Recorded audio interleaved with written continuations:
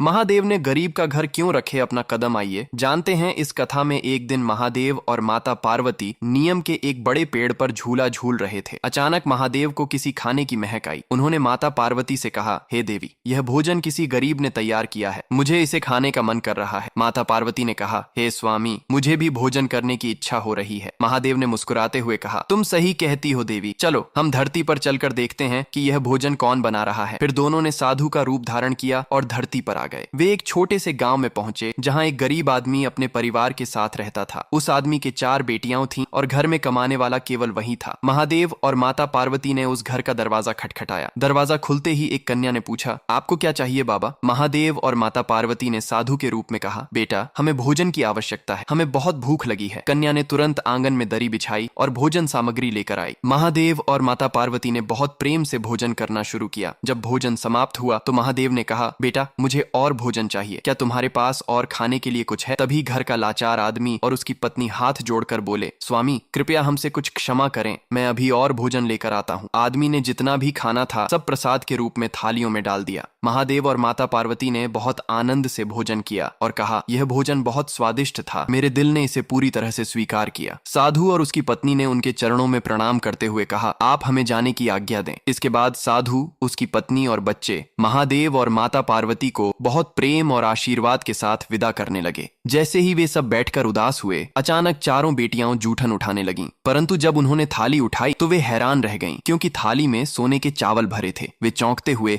अपनी माँ बाप को दिखाने आईं।